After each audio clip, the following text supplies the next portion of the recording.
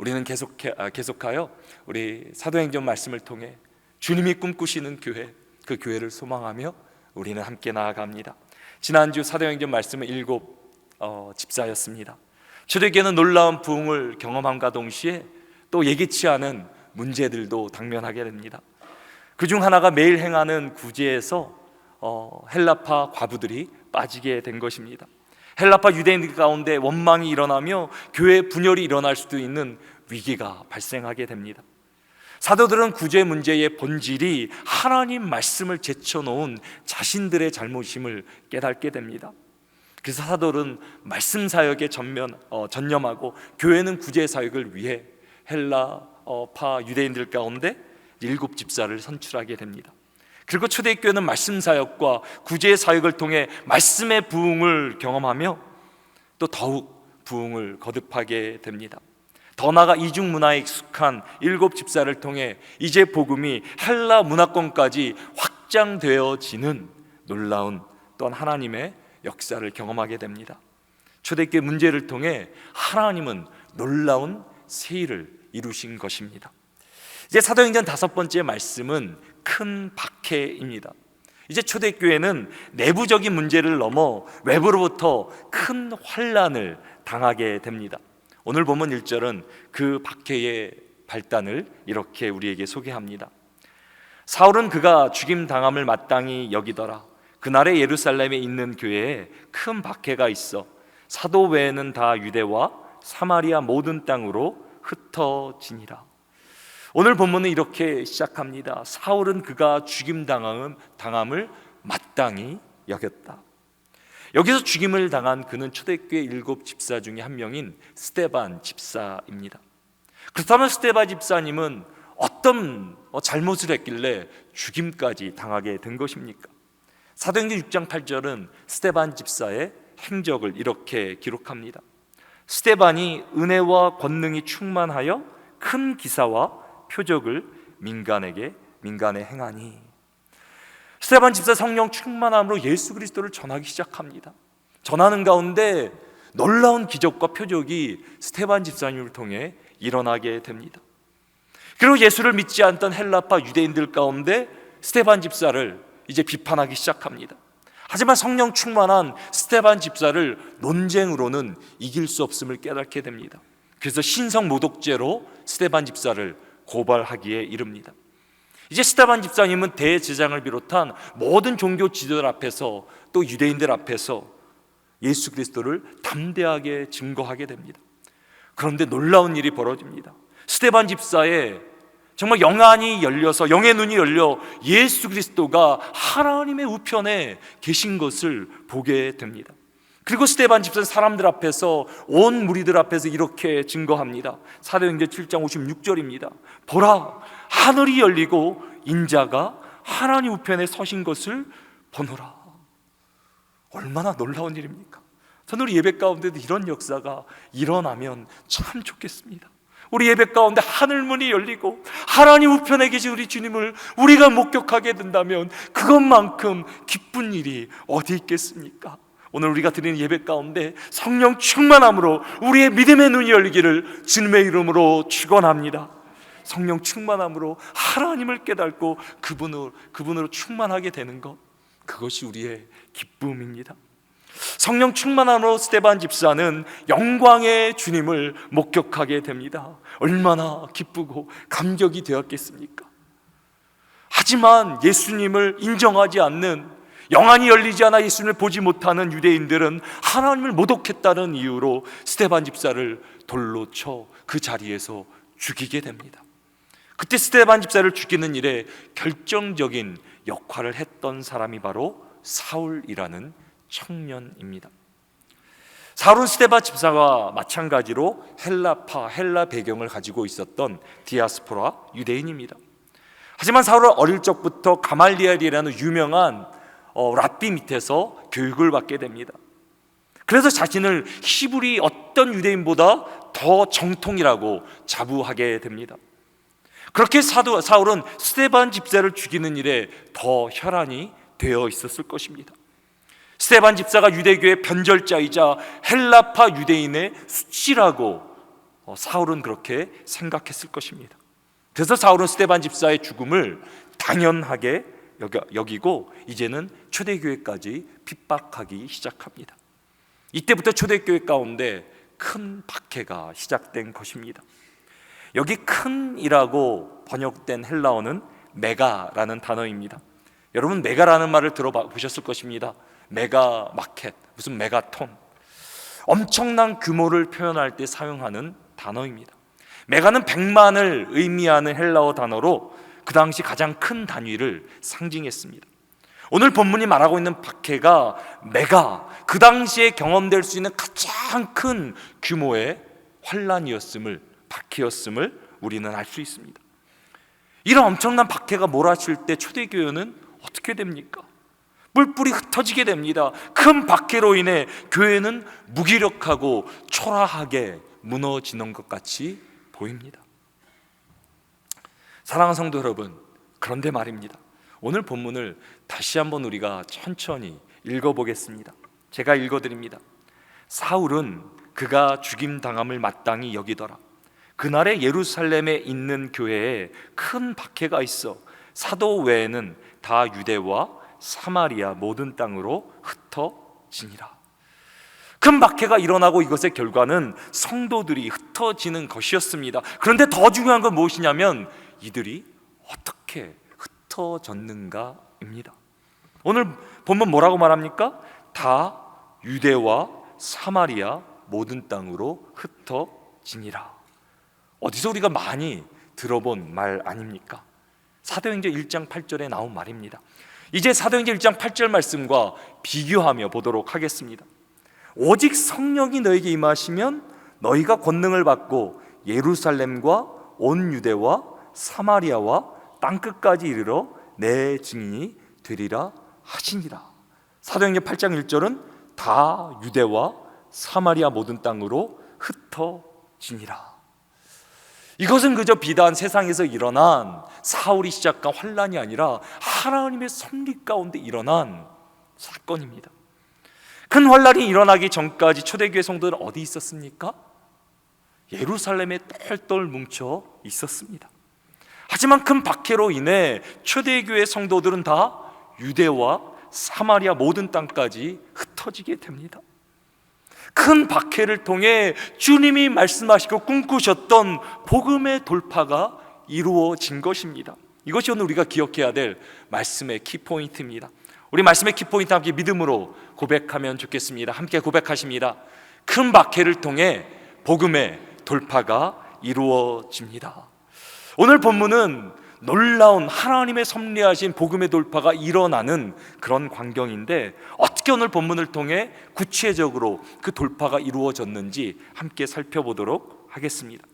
먼저 박해는 복음의 지경이 확장되게 합니다. 이것이 오늘 기억해야 될 오늘 말씀의 첫 번째 포인트가 됩니다. 같이 한번 읽어보십니다. 박해는 복음의 지경이 확장되게 합니다. 혹시 여러분들 탈피라는 말을 들어보셨습니까? 지금 보이는 이 사진은 새우가 탈피를 하는 모습입니다. 새우 같은 갑각류는 성장하기 위해 탈피라는 과정을 반드시 거쳐야 합니다. 자신을 보호하는 겉껍질이 자라지 않기 때문에 겉껍질을 벗지 않으면 더 이상 성장할 수 없습니다. 그래서 겉껍질을 벗고 나오는 행동이 바로 탈피입니다. 하지만 탈피할 때가 가장 위험한 때입니다. 몸이 가장 약해지고 다른 동물들로부터 공격을 받을 수도 있습니다. 하지만 탈피에 성공하지 않으면, 탈피를 하지 않으면 결국 겉껍질에 갇혀 죽게 됩니다. 초대교회가 그랬습니다. 예수님께서 분명히 제자들에게 예루살렘과 온 유대와 사마리아와 땅끝까지 이르러 내 증인이 되라 말씀하십니다. 유언 같은 말씀을 초대교회에 남겨주십니다. 그리고 초대교회는 말씀과 같이 놀라운 성령의 능력을 경험하게 됩니다. 성령의 권능을 받고 복음을 증거하는 가운데 수천 명이 하루에 하나님께로 돌아오는 놀라운 부흥을 경험하게 됩니다. 그럼에도 제자들은 주님의 말씀을 기억하지 못하고 예루살렘 안에서만 머물게 됩니다. 예수님은 열방을 제자들에게 기업으로 주셨는데 제자들은 유대인 안에서만 복음이 머무는 것에 안주했습니다. 구약의 이스라엘이 걸어갔던 똑같은 길을 예수님의 제자들이 초대교회가 걷고 있는 것입니다. 이들은 마치 탈피를 거부한 새우처럼 되어버립니다. 하나님이 말씀하신 놀라운 부흥을, 성장을 거부합니다. 그런 초대교회를 향해 하나님은 큰 박해를 통해 복음의 지경이 확장되게 하신 것입니다. 오늘 보면 3절과 4절은 초대교회가 당한 박해를 이렇게 묘사합니다. 사울이 교회를 잔멸할세 각 집에 들어가 남녀를 끌어다가 옥에 넘기니라. 흩어진 사람들이 두루 다니며 복음의 말씀을 전할세. 본문의 3절에 잔멸할세로 번역된 단어는 사나운 짐승이 고기를 찢는 것에 사용된 단어입니다. 엄청난 징후를 가지고 사울이 그리스도인들을, 교회를 핍박했음을 알 수 있습니다. 정말 남녀노소할 것 없이 옥에 가두고 핍박을 가합니다. 큰 박해를 통해 예루살렘에 머물렀던 초대교회 성도들이 드디어 흩어지기 시작합니다. 예루살렘을 떠난 성도들은 비단 박해가 두려워 도망간 것만은 아닙니다. 물론 환난이 두려워서 떠난 성도들도 있을 것입니다. 하지만 오늘 본문은 흩어진 성도들이 온 유대와 사마리아 지역을 두루 다니며 복음을 전했다라고 분명히 전해줍니다. 초대교회 성도들은 갑자기 일어난 큰 박해가 그저 환난과 고난이 아니라 복음의 확장을 위한 하나님의 섭리, 하나님의 부르심을 깨닫게 됩니다. 그리고 그 뜻에 순종한 것입니다. 이런 의미에서 흩어진 성도들은 주님의 뜻을 깨닫고 순종한 사람들이 됩니다. 그리고 이들을 통해 땅끝까지 이르러 내 증인이 되라는 주님의 말씀이 성취됩니다. 그렇다면 왜 하나님은 큰 박해까지 사용하시면서 우리 초대교회 성도들을 흩으십니까? 아니 꼭 이렇게 하셨어야 하십니까? 땅끝까지로 내 증인이 되라는 그런 말씀 우리가 기억하는데요, 이 말씀은 1차적으로 복음을 알지 못하는, 예수를 알지 못하는 영혼들에게 그 복음을 전하는 역할을 합니다. 하지만 여기에는 그것뿐만이 아니라 더 깊은 영적 의미가 담겨져 있습니다. 복음의 지경이 확장되는 만큼 우리의 믿음의 지경이 확장되기 때문입니다. 우리 같이 한번 믿음으로 한번 고백했으면 좋겠습니다. 우리 같이 한번 고백하십니다. 복음의 지경이 확장되는 만큼 믿음의 지경이 확장됩니다. 제가 이제 커미션 이재환 선교사님이 하시는 그런 요나 선교학교라는 선교 훈련을 받게 되었습니다. 그 훈련 가운데 반드시 해야 되는 것이 미전도 종족, 아직도 예수님을 알지 못하는 종족을 입양해야 되는 것입니다. 그래서 제가 그 당시에 기니, 아프리카 기니의 왓수루 종족이라는 그런 종족을 입양하게 되었습니다. 저는 그 당시 기니라는 곳은 어디 있는지도 몰랐고 왓수루 종족은 더더욱이 어떤 종족인지도 몰랐습니다. 제가 그 종족을 이렇게 입양했던 오직 이유는 그 땅에 싱글 여자 선교사님이 섬기고 계셨기 때문입니다. 너무 열악한 환경 가운데 싱글 여자 선교사님이 섬기니까 아무도 그 땅에 관심 갖지 않을 것 같고 아무도 그 땅을 찾아가지 않을 것 같아서 나라도 이 땅을 품어야지라고 제가 기니의 왓수루 종족을 품게 된 것입니다. 근데 어느 순간 제가 이제 품었으니까 기도해야 될 거 아닙니까? 무릎 선교사로 제가 이제 기도하면서 날마다 기도 가운데 기니의 왓수루 종족을 위해서 손을 높이 들고 기도하는 가운데 어느 순간에 제가 참 이렇게 이런 감동이 밀려왔습니다. 내가 알지도 못하고 한 번도 들어보지 못한 종족을 위해서 내가 두 손 들고 하나님의 이름으로 기도하는 거예요. 축복하는 거예요. 중보하는 거예요. 근데 그런 제 모습이 너무 놀라운 거예요.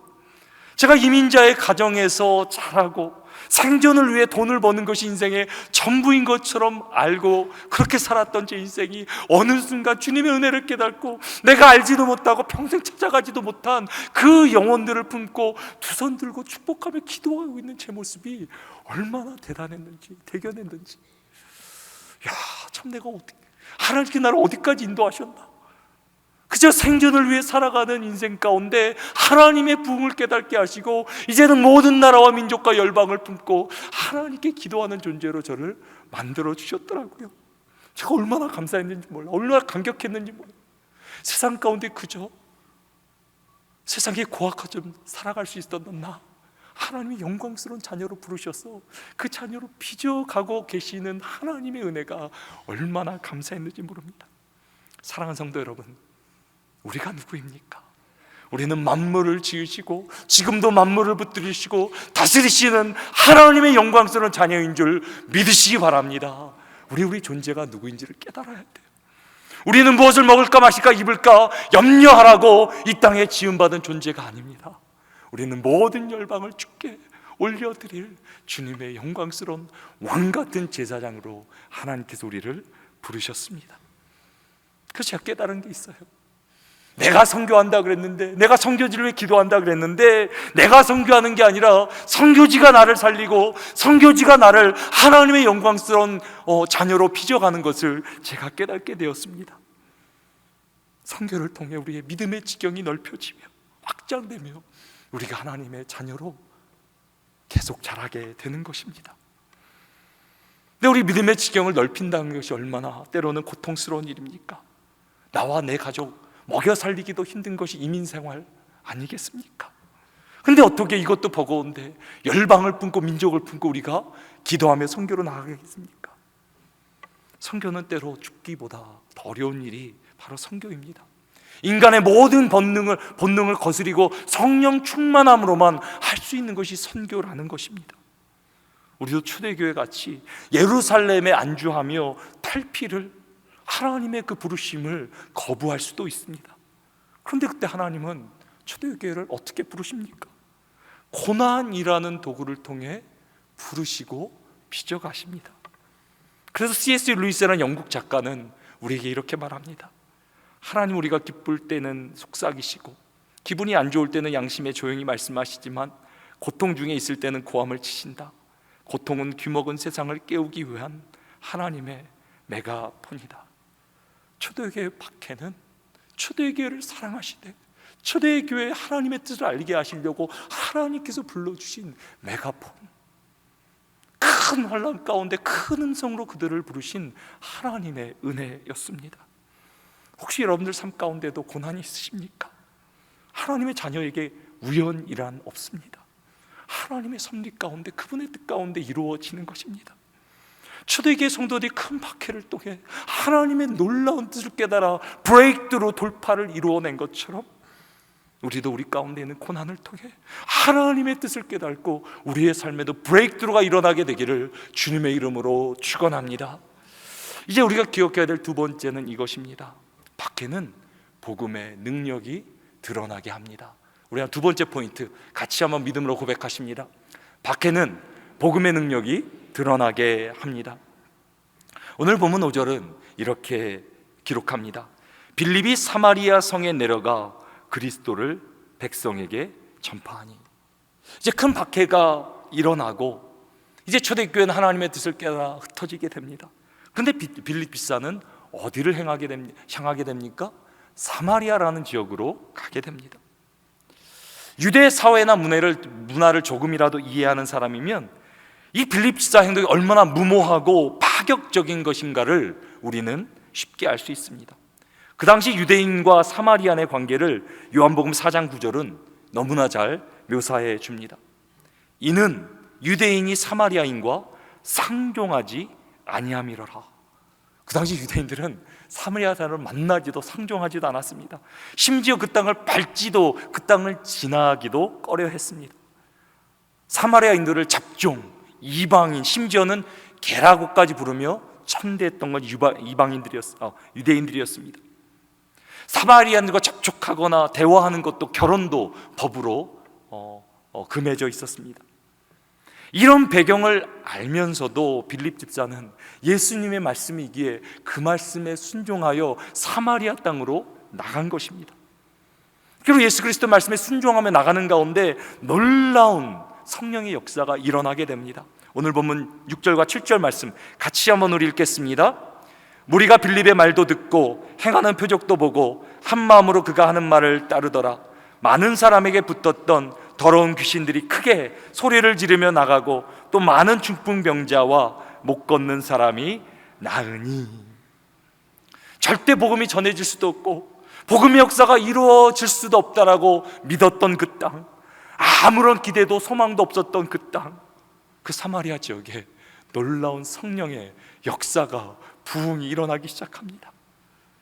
빌립 집사도 예수님 말씀 순종을 했지만 이런 부흥을 전혀 기대조차 하지 않았을 것입니다. 그런데 말씀에 의지하여 예수 그리스도 증거하는 가운데 악한 영들이 떠나가며 모든 병들이 고침받는 놀라운 역사가 일어납니다. 또 많은 사마리아인들이 예수 그리스도를 믿어 예수 그리스도 앞에 돌아오게 됩니다. 이때 가장 놀랐던 사람은 빌립 집사 본인이었을 것입니다.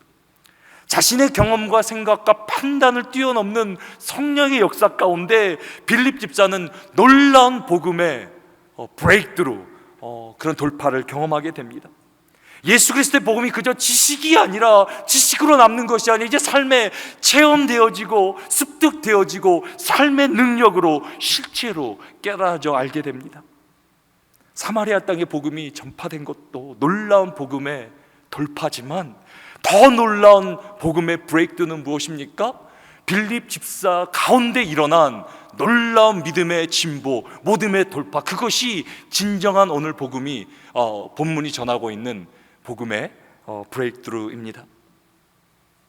사랑하는 성도 여러분, 오늘 본문의 사마리아는 어떤 곳입니까? 절대 복음이 전해질 수도 없고 하나님이 역사할 수도 없다라고 생각하는, 믿는 땅입니다. 그렇다면 여러분들의 사마리아는 어디입니까? 여러분들의 부모님이십니까? 배우자입니까? 자녀입니까? 여러분들의 사랑하는 친구입니까?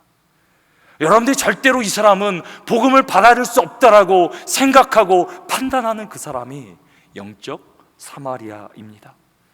더 나아가 내 삶의 영역 가운데 절대로 이 부분은 회복될 수 없어. 절대 하나님이 어떻게 할 수 없어. 내가 포기하고 내려놓았던 그 부분이 바로 우리 삶의 영적 사마리아가인 것입니다. 오늘 이 사마리아 땅 가운데 하나님께서 놀랍게 빌립 집사를 통해 영적 브레이크로 돌파를 일으켜 주셨는데, 우리의 삶의 영적 사마리아 가운데도 하나님께서 놀라운 영적 복음의 브레이크가 일어나게 되기를 주님의 이름으로 축원합니다. 하나님이 역사하시면 어떤 것이 하나님의 그 역사를 막을 수 있겠습니까? 저는 모든 병이 다 낫고 문제가 해결되어야 된다고 생각하지는 않습니다. 예수 그리스도 세상에 오신 이유는 그저 우리의 육체적인 회복이 아니라 우리의 구원을 위해 우리 주님이 오셨습니다. 그리고 예수 그리스도를 믿으면 하나님의 자녀가 되고 영원한 생명, 이 땅에서 줄 수 없는 그 생명을 누리게 됩니다. 저는 우리 예배를 드린 우리 모두가 예수 그리스도를 믿고 그 영생을 누리게 되기를 주님의 이름으로 축원합니다. 저는 모든 병이 다 낫고 모든 문제를 해결해야 된다고 믿지는 않지만 지금도 하나님 역사하시고 지금도 하나님 함께 하시면 기적이 일어날 수 있다라고 믿는 사람입니다. 중요한 것은 우리가 주님을 정말 믿는가? 우리가 믿는다 그러면서 정말 그 주님을 믿고 있습니까? 아니면 내가 내 삶에 한계를 거두고 이거는 절대 안 돼, 이 사람은 절대 안 돼라고 우리가 한계를 걷고 살아가고 있습니까? 빌립 집사는 말씀에 의지하여 사마리아 지역, 정말 복음의 불모지에서 복음을 전파하는 가운데 악한 영들이 떠나가고 죽은 병자들, 정말 일어날 수 없는 사람들이 낫게 되는 놀라운 성령의 역사를 경험하게 됩니다. 그런데 사도행전의 역사는 2000년 전에만 일어난 것이 아니라 지금도 성령은 우리 가운데 동일하게 역사하시는 줄 믿으시기 바랍니다. 저는 사도행전을 전하면서 한번 이 초대교회 같은 그런 성령의 역사를 경험하고 싶은 거예요. 우리 중현성교회 성도들과 함께 정말 말씀하시면 그 말씀까지 가고 믿고 하나님 역사하여 주시옵소서 믿음을 드리는 가운데 이 초대교회의 역사를 우리도 한번 이 땅 가운데 재현해보고 싶은 거예요. 2020년 아카데미 시상식에서 기생충이라는 영화가 센세이션을 일으켰습니다.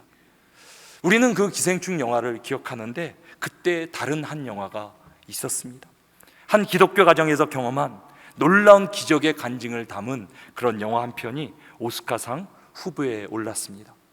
그 영화는 바로 브레이크드루라는 영화입니다. 돌파라는 그런 의미의 영화입니다. 그 영화의 간략한 줄거리였습니다. 신앙이 깊은 한 백인 부부가 남미로 단기 선교를 갔다가 거기 아이를 입양하게 됩니다. 존이란 이름을 붙였는데요, 이제 백인 부모 밑에서 사춘기를 지내고 있는 존이 친구들 놀다가 얼음 호숫가에 빠지게 돼서 15분간을 잠기게 되고, 이제 병원에서는 사망 진단을 내리게 됩니다. 아무런 소망이 보이지 않지만 그럼에도 엄마 조이스는 끝까지 기도하며 교회가 함께 기도하는 가운데 하나님께서 기적을 베풀어 주신 실제 일어난 사건을 배경으로 된 영화입니다. 우리 잠깐 준비된 영상 같이 보도록 하겠습니다. This is our town. It's a close-knit community, the kind of place where everyone knows everyone. Hi, Miss J. Hey, how are you girls? And we're always there for each other. Nice sermon, Pastor. What do you guys have on for the rest of the day? Well, John has a basketball game. Yeah, I've seen this guy hoop it up around here. This kid is so lit. Text your mom tomorrow and tell her when and where to pick you up. And, don't do anything stupid. Love you guys. Boys, get off the ice! We're training for the Olympics, sir. Cindy. He's been underwater for more than 15 minutes. It's gonna be a recovery, not a rescue. I got something. We got him! We've done everything medically possible. There's nothing more we can do. Please, God, send your Holy Spirit to save my son.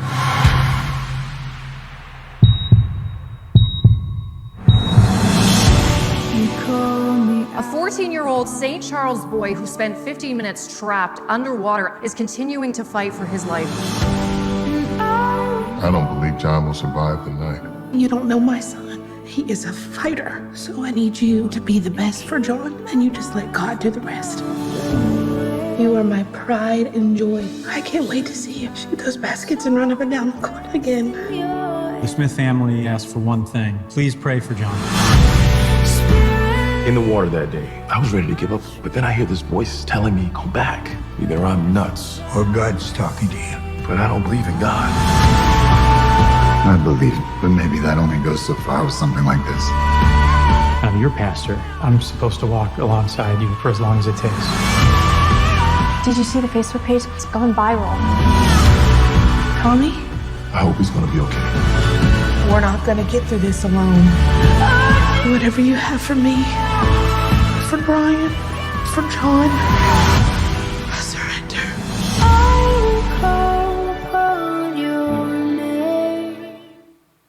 이 조이스라는 엄마는 얼마나 아들의 그 고통 가운데 얼마나 당황했겠습니까? 그런 하나님께 모든 걸 맡길 때 하나님께 놀라운 역사로 기적으로 함께 하십니다.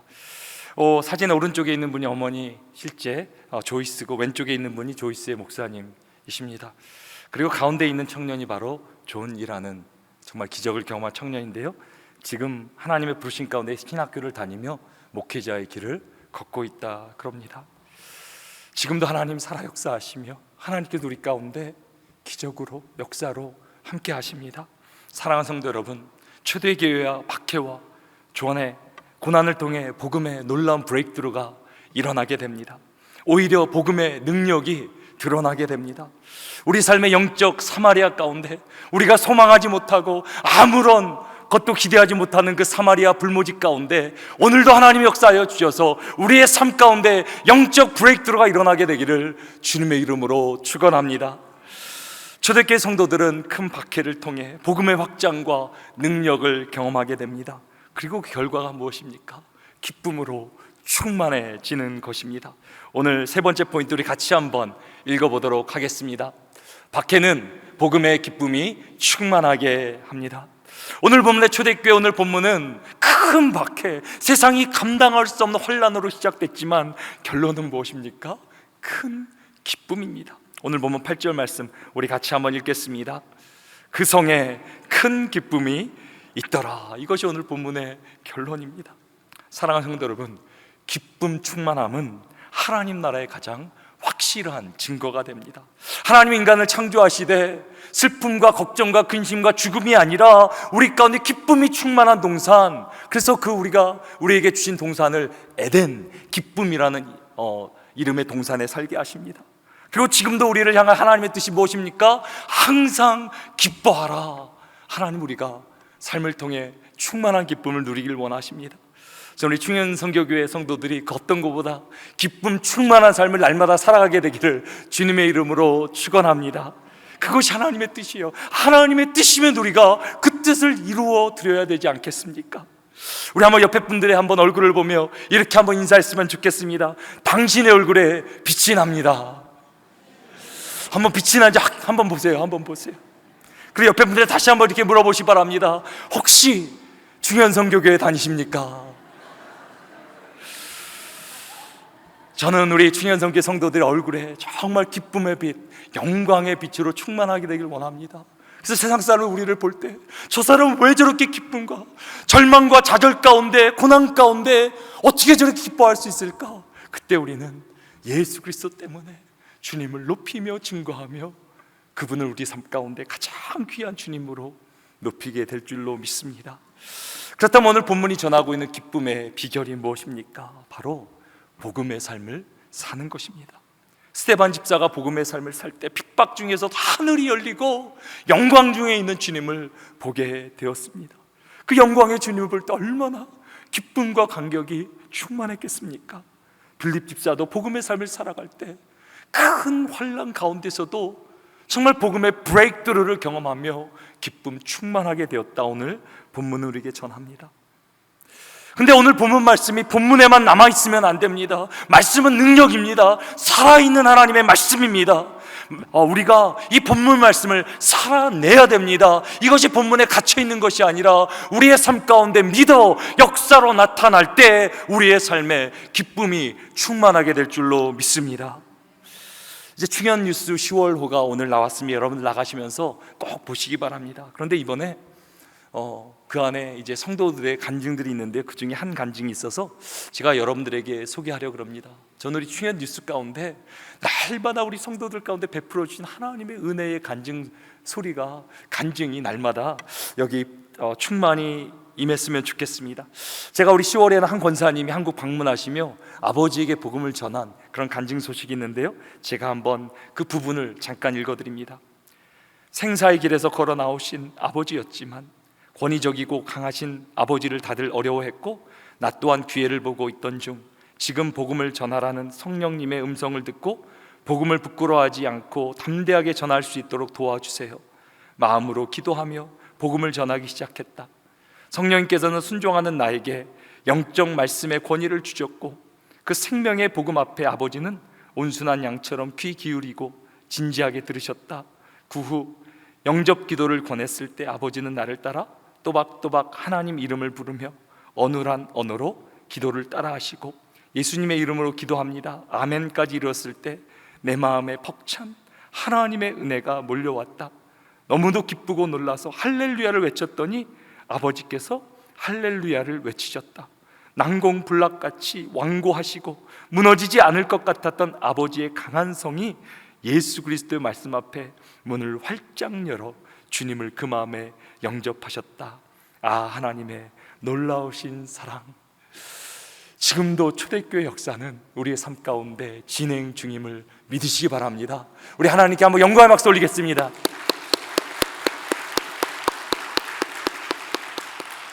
우리의 삶 가운데 영적 사마리아가 있습니다. 그럼에도 불구하고 하나님이 우리와 함께 하시면 우리가 믿음으로 나갈 때 그 사마리아 가운데 영적인 돌파, 브레이크드루는 일어나는 줄 믿으시기 바랍니다. 그 브레이크드루를 통하여서 정말 복음의 진보가 일어나고 더 나아가 복음의 능력이 일어나며 기쁨 충만함이 일어날 것이라 오늘 성경은 우리에게 말해주고 있습니다. 이번 한 주간도 주님 말씀, 주신 말씀 통해 정말 우리의 삶 가운데 하나님께 믿음을 드리며 말씀 붙들고 살아가는 가운데 정말 영적인 브레이크들을 경험하게 되시는 여러분들 모두가 되기를 주님의 이름으로 축원합니다.